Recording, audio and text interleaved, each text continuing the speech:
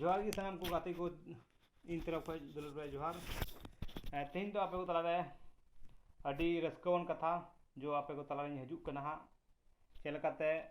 ओपे नेल दा ने क्लिपकार्ट खज इन ऑर्डर कदा नि दो कना माइक और ओना बक्सा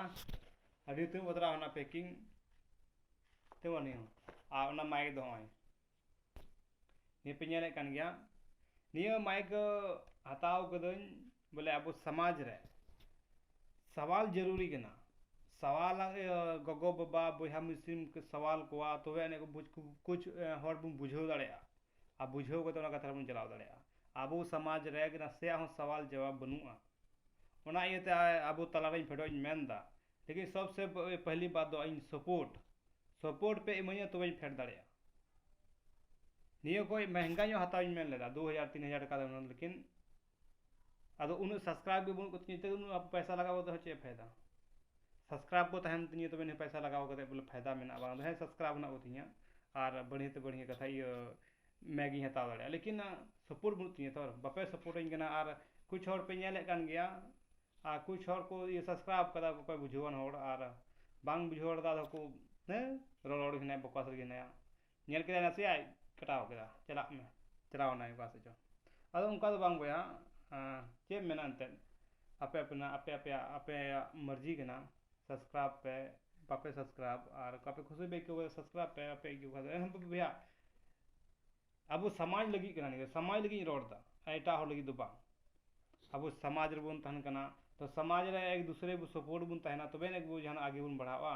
अब मानते कोई सपोर्ट होना चाहिए सपोर्ट रगे दुनिया में ना कायम चलका मोदी सरकार में नया उन्हें आयमा लकान ये विधायक संगे जोड़ा होना है आयमा लका विधायक मुखिया संगे थे आयमा लकान जोड़ा हुआ है ना को जतो के जोड़ा हुआ है ना तक लटू सरकार सुन लटू दिसम को चलावदा अबो समाज रे मा को चे जोड़ा हुआ है होड़ना ना अबो समाज में चली हो जोड़ा हुआ और बनुन खाली अबो आपस रे बुन झगड़ा कना आपस रे कोई धर्म बारे तो कोई चे बारे ते कोई चे हना में आयमा लकान समस्या में ना अदो ओना को छोड़ करते अदो निया आपे को तला फेडो इन मेनदा सेंगल मीडिया लेकाते अदो ना सपोर्ट मुन बे सपोर्ट ही खोजो आपे ठे खोजो सपोर्ट पे मुन खाबा आयमा कुछ चिकाया समाज लगाते समाज लगिते लेकिन सपोर्ट के अपमो कंदो इहुन चे इ मजबूर किया सरकार में पे जितो काय कन के वोट एम करते अनि तो अब ये धड़ा ले बेटा बुना मान तो उनी मानते उन पैसा घपलाए दा उनी कोई टेंशन बा और चे मेना अब समाज लगी रहेगा ना समाज लगी रोडता भविष्य लगी अपे एंते चे मेना भैया और जरा बुझ रोड़ा तो अपे समझदार गया तो सब्सक्राइब लाइक और कमेंट कहते तो जरूर पे ले बोले बेस बड़ी चे मौजिन कमीदा से बड़ी कमीदा से जहाना और बापे डिसलाइक दो मराव पे लाइक या डिसलाइक मराव पे इन तो बुझो बा हो कुछ छोड़ को नेल तिया से डिसलाइक हो करे कथा को बुझो को डिसलाइक के तिया ओना हो ऊपर डिसलाइक हो डलावदा मरावदा या मा लाइक मानते थोड़ा तीनों हर पे नेलदा कडी कम 50-60 अदो इनगे इहडी रुस्क मिनिया इनरगे और इनगे आपे को तला कुछ न कुछ अगुर गिन धंगा वीडियो बोले इनो आपे को तला मौज कथा धोन मेनदा लेकिन सपोर्ट आपे मो कना बार बार इन कथा गिन रोड़ा लेकिन हजु कनन